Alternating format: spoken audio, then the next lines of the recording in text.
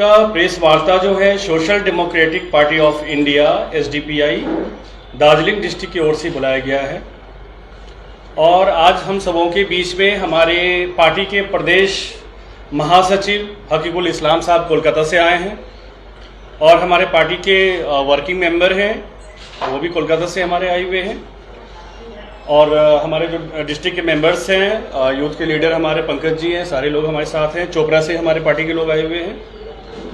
आज का जो मुख्य मुद्दा हमारा ये है कि जिस तरह भारतीय जनता पार्टी बार बार ये दार्जिलिंग पहाड़ पर जा करके ये शब्दवान का जो प्रयोग करता है ये Raju west member of parliament, और जिस तरह गोरखा लोगों को हमेशा बरगलाने का काम किया है, जब भी लोकसभा चुनाव या कोई भी चुनाव होता है या भाजपा के बड़े नेता ये गोरखाओं से वादा करने के लिए आते हैं कि गोरखाओं का सपना हमारा सपना है। मैं जानना चाहता हूं भारतीय जनता पार्टी के सांसद से, उनके बड़े नेताओं से कि जो सपना था वो सपना उनका कब पूरा होगा। अभी दिलीप घोष ने भी बयान दिया है कि हम राज्य का बंटवारा नहीं चाहते हैं, और जिस तरह भारतीय जनता पार्टी हमारे यूथ जनरेशन को, और जिस तरह अभी महंगाई पे हो, एजुकेशन पे हो और बहुत सारे स्वास्थ्य जो है मामला है, किसी भी क्षेत्र में सेंट्रल के द्वारा कोई भी काम नहीं किया गया। Social democratic party of India Darjeeling district Bhajpa से ये जानना चाहती है कि आखिर आप ये झूठ की राजनीति कब तक करते रहोगे। आप आखिर ये झूठ बोलकर अंग्रेजों के जैसे फूट डालो राज करो की नीति अपनाकर आप फायदा खोजते हो। अगर कोई भी देश का विपक्ष का कोई लीडर अगर आपके विरुद्ध में आंदोलन करता है या मुद्दा उठाता है तो आप CBI, ED, और CBI, ED तो भाजपा का दामाद जिसको नेपाली में जॉय भी बोलते हैं, वो इस तरह प्रयोग करते हैं विपक्ष के नेताओं के साथ जिसका SDPI विरोध करता है। और अभी कुछ दिनों पहले आपने देखा होगा कि हमारा दार्जिलिंग पहाड़ पे प्रेस कॉन्फ्रेंस हुआ था और कुछ गोरखा नेता अजय एडवर्ड हो या बीजेपी का नीरज है, बहुत सारे लोगों ने हमारा विरोध किया था और मुझे मारने की भी धमकी उन्होंने दी। मैं ये आप लोगों से जानना चाहता हूं, क्या पहाड़ पे जो दार्जिलिंग हिल्स है क्या हमारे बंगाल वासियों का नहीं है? आप इस तरह अंग्रेजों के जैसे जो भेदभाव करते हो तो ये नीति नहीं चलेगी। दार्जिलिंग पहाड़ का विकास जरूरी है, और जिस तरह मुख्यमंत्री ममता बनर्जी और GTA के सर्वे सर्वा अनित थापा के द्वारा दार्जिलिंग हिल्स का विकास किया जा रहा है, इस विकास को भाजपा वाले या भाजपा के जो चमचे हैं उनको ये बर्दाश्त नहीं हो पाता। और मैं ये भी बता देना चाहता हूं कि हमारी SDPI आने वाले पंचायत चुनाव में जहां पर हमारी स्थिति मजबूत होगी वहां पर हम लोग चुनाव लड़ेंगे, और जहां पर हम कमजोर होंगे वहां पर हम सेकुलर जैसी पार्टी को समर्थन देने का काम करेंगे, क्योंकि हमें भारतीय जनता पार्टी को रोकना है। राजू विष्ट बार बार आते हैं, आकर के कोई न कोई शब्दवान छोड़ के चले जाते हैं, वो नया नया ढकोसला देते हैं। मैं राजू विष्ट से ये जानना चाहता हूं कि आप पार्लियामेंट जाने के बाद, MP बनने के बाद आपने हमारे दार्जिलिंग लोकसभा क्षेत्र वासियों के लिए कौन सा काम किया है? क्या उपलब्धि आपके पास रही है? ये SDPI जानना चाहता है। अगर मैं कोई भी मुद्दा उठाता हूं तो राजू विष्ट हो या भाजपा के जो चमचे हैं, जो उनके गठबंधन के सहयोगी लोग हैं, वो हमारा विरोध करते हैं। हमें जान से मारने की धमकी देते हैं और मुझे कहा जाता है कि मैं ममता बनर्जी मुख्यमंत्री का एजेंट हूं, मैं कोलकाता का एजेंट हूं। और मैं उन गोरखा नेताओं को आगाह कर देना चाहता हूं कि दार्जिलिंग में भी हमारा सुनादा में घर बना हुआ है। हमारे बहुत सारे रिश्तेदार लोग दार्जिलिंग में हैं, जो बहुत सारे जेनेटिक लोग रह रहे हैं। एक आप ही का ये दार्जिलिंग नहीं है, दार्जिलिंग हम सबों का है। और एक बार मैं फिर से बोलना चाहता हूं कि दार्जिलिंग वासियों को रोटी, कपड़ा और मकान की जरूरत है। ये बंटवारा की नीति नहीं चलेगी। हम लोग बंटवारा नहीं चाहते। दार्जिलिंग के लोगों को रोटी और कपड़ा मकान चाहिए। एसडीपीआई इस नीति पे काम कर रही है। आने वाले समय में हमारा जो संगठन है, केंद्र सरकार के खिलाफ हम लोग आंदोलन और बहुत सारे ऐसे कार्यक्रम हम लोग जो है करने जा रहे हैं। आगे हमारे जो पश्चिम बंगाल के जनरल सेक्रेटरी हकीकुल इस्लाम साहब आए हैं, ये भी अपनी बातें रखेंगे।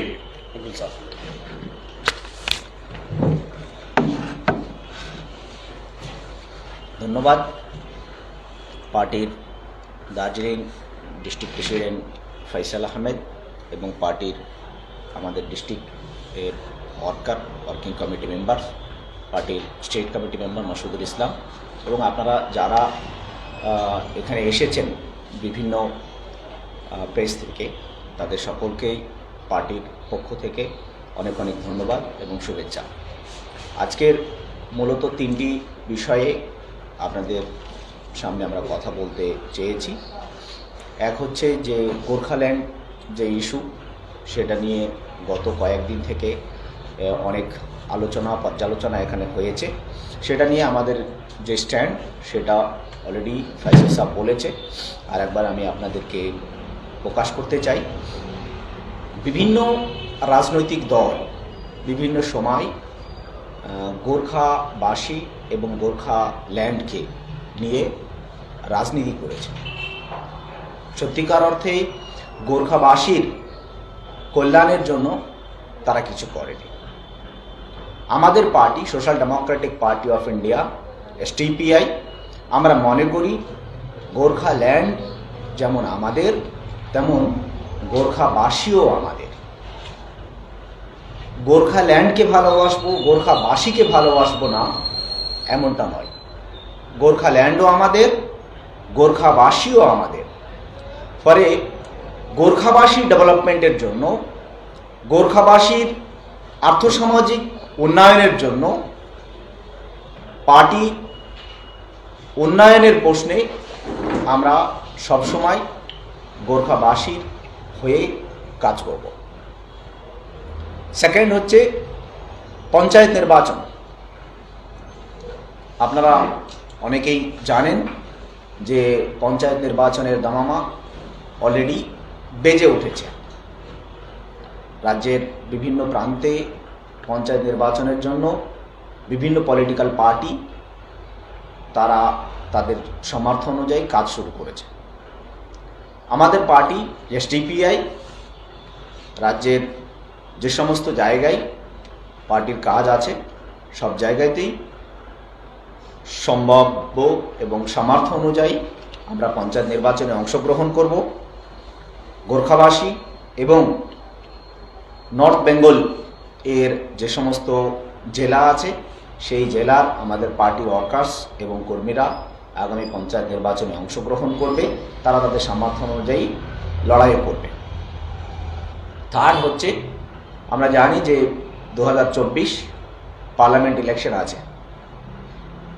পার্লামেন্ট ইলেকশনকে সামনে রেখে আমরা এখন থেকেই পার্লামেন্ট ইলেকশনের প্রস্তুতি শুরু করেছি। পার্লামেন্ট ইলেকশনের প্রস্তুতি হিসাবে দার্জিলিং যে লোকসভা কেন্দ্র, সেই লোকসভা কেন্দ্রে আমরা আমাদের পার্টির ক্যান্ডিডেট খাড়া করব এবং এই দার্জিলিং লোকসভা কেন্দ্রে পার্টি লড়াই করবে। পার্টি লড়াই করবে মিন্স বর্তমানে কেন্দ্রে যে সরকার আছে সে সরকার জনগণের হিতের কথা বললেও জনগণের হিতে কাজ করেনি, কর্পোরেট সংস্থার হিতে কাজ করেছে, আদানি আম্বানির হয়ে কাজ করেছে। ফলে দেশের মানুষ আজকে দ্রব্যমূল্য বৃদ্ধি সহ বিভিন্ন ইস্যুতে তাদের নাভিশ্বাস হয়েছে। সেই জায়গা থেকে মানুষকে মুক্তি দিতে, বিজেপিকে পরাস্ত করতে আমরা আগামী পার্লামেন্ট ইলেকশনে রাজ্যের 10খানা সিটে ক্যান্ডিডেট দেব। যে 10খানা সিটে ক্যান্ডিডেট দেব তার মধ্যে দার্জিলিং অন্যতম। দার্জিলিং সিটেও আমরা ক্যান্ডিডেট দেব। এই 3টি বিষয়ের ওপরে আজকে কথা বলার জন্য আপনাদেরকে ডাকা। আমরা আমাদের কথা রাখলাম। আপনাদের যদি কোনো বিষয় বলার থাকে, কোনো কোশ্চেন থাকে, আমরা বলব।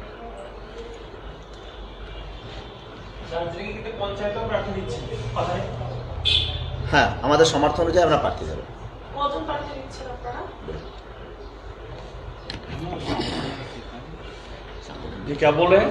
कितना कितने जो लोकसभा के लिए लड़ेंगे कितने दे रहे हैं, कितने दे सकते हैं? लोकसभा के लिए या पंचायत चुनाव?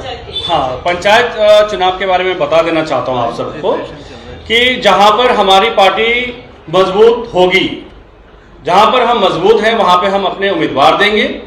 जहाँ पर हम कमजोर हैं या हमारा संगठन नहीं है वहाँ पर हम जो हमारे सेकुलर मिजाज की जो पार्टी है, और वैसे तो सारे लोग ने मुझे बदनामी कर दिया कि एसडीपीआई जो है वो ममता दीदी का एजेंट है, तो मैं उन नेताओं को आगाह कर देना चाहता हूं कि फैजल अहमद दार्जिलिंग एसडीपीआई का प्रेसिडेंट है डिस्ट्रिक्ट का, और सेकुलर जमात के नाम पे ममता बनर्जी ने जो काम किया है उनके कामों का मैं तारीफ करता हूं। कोई भी चुनाव होगा, अगर जरूरत पड़ेगी तो हम लोग ममता दीदी को ही समर्थन देने का काम करेंगे, क्योंकि हमें भारतीय जनता पार्टी को हराना है। उनकी नीति का विरोध करता हूं, और जिस तरह राजू बिष्ट दार्जिलिंग पहाड़ पर आकर के गंदी पॉलिटिक्स खेलते हैं, फंडिंग कर करके वो गोरखाओं नेताओं को पैसा देते हैं, जो भी सेकुलर पार्टी होती है उनका विरोध कराने का काम करते हैं, तो ये अंग्रेजों की नीति, हमारा देश आजाद हो चुका है। और मैं ये भी बता देना चाहता हूं भाजपाइयों को कि केंद्र में जो सरकार है भाजपा की, उसको हम लोग हराने का काम करेंगे। आने वाले लोकसभा चुनाव में हम लोग यही पश्चिम बंगाल से भाजपा ने जो भी सीट जीता है हम लोग वहां हराने का काम करेंगे। एसडीपीआई भी चुनाव लड़ेगी, हम लोग भी चुनाव लड़ेंगे, लेकिन जहां पे जरूरत होगी हम लोग ममता दीदी का भी समर्थन देने का काम करेंगे। अगर कोई क्वेश्चन कुछ है तो पूछ सकते हैं आप। इससे पहले कोई इलेक्शन को कैंडिडेट दिया था? हाँ बिल्कुल, अभी जो उपचुनाव हुआ था तो सागर दिघी में एसडीपीआई ने कैंडिडेट दिया था, और इससे पहले भी जो है कॉन्टेस्ट पार्लियामेंट का शायद पार्टी ने किया है। चूंकि मैं तो 2 महीने से इस पार्टी में हूं, पहले मैं एनसीपी का सभापति था, पहले मैं शरद पवार की पार्टी का मैं यहाँ सभापति था दार्जिलिंग जिला का, लेकिन कुछ इश्यूज पे मैं एनसीपी से अलग हो गया। और मैं ये भी बता देना चाहता हूँ कि मैं एक स्पोर्ट्समैन रह चुका हूँ, क्रिकेटर रह चुका हूँ, और अभी भी बॉल बैडमिंटन हो या जो भी स्पोर्ट्स एक्टिविटी हमारी दार्जिलिंग पहाड़ पे या सिलीगुड़ी में चलती रहती है। और चूंकि यूथ को भी एक प्लेटफॉर्म की जरूरत होती है, तो हम बहुत सारे लोग जैसे पॉलिटिक्स ही करते हैं, लेकिन मैं पॉलिटिक्स के साथ साथ खेलों के लिए भी मैं कुछ करना चाहता हूं, युवाओं के लिए कुछ करना चाहता हूं। अभी हाल में जो है जर्नलिस्ट क्लब का भी शायद मैच वगैरह हुआ था टेनिस क्रिकेट का, तो उसमें भी मैं गया था। काफी अच्छा लगा कि हमारे जो मीडिया बंधु हैं वो भी अपनी टीम बना करके जो है टेनिस क्रिकेट को प्रमोट करने का काम कर रहे हैं। बहुत बहुत धन्यवाद। बाढ़ में 2 स्तरीय और 3 स्तरीय पंचायत चुनाव को लेकर अभी भी बहुत सारे चर्चे हो रहे हैं। जी जी जी। और ये भी कहा जा रहा है कि 2 स्तरीय अगर पंचायत चुनाव होगा तो इसमें जीटीए का फायदा है, तो 3 स्तरीय पंचायत चुनाव होना चाहिए। बहुत सारी पार्टी, बहुत सारे संगठन। कौन सी पार्टी ने? भाजपा ने। बहुत सारी पार्टी। देखिए, भाजपा के पास कोई उम्मीदवार नहीं है। भारतीय जनता पार्टी के पास कोई उम्मीदवार पंचायत चुनाव में ही नहीं होगा, ये सारे लोग जानते हैं। भाजपा का काम सिर्फ यही है, अंग्रेजों की नीति जैसी फूट डालो राज करो, और हम भाजपा की नीति का विरोध करते रहेंगे।